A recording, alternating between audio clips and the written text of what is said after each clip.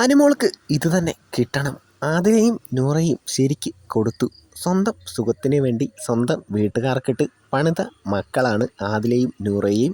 അവരെ എന്തിനാണ് അനുമോൾ കൂടെ കൂട്ടിയത്? ആദിലയും നൂറയും അനുമോളുടെ കൂടെ ഇത്രയും നാൾ ഒട്ടി നിന്നത് എന്തിനാണെന്ന് എല്ലാവർക്കും അറിയാം. കാരണം അനുമോൾ നോമിനേഷനില്ലെങ്കിൽ അനുമോളുടെ വോട്ട് കൂടെ ആദിലയ്ക്കും നൂറയ്ക്കും കിട്ടും. എന്നാൽ അനുമോൾ അങ്ങനെയായിരുന്നില്ല. ഇവരോട് വളരെ ആത്മാർത്ഥമായിട്ട് തന്നെയാണ് അടുത്ത് നിന്നത്.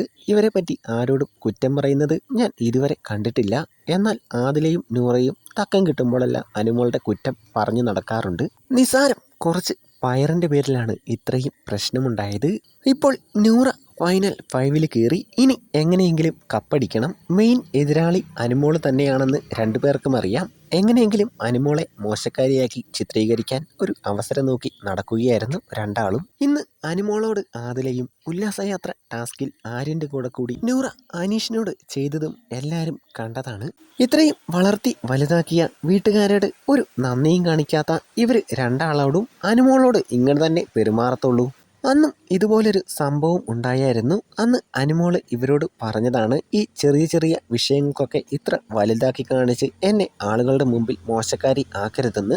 ഇന്ന് അതുപോലൊരു നാറിയ കളിയാണ് ആദില കാണിച്ചത്. ഇന്നലെയും ഒരു കളി കളിക്കാൻ ആദില നോക്കിയിരുന്നു.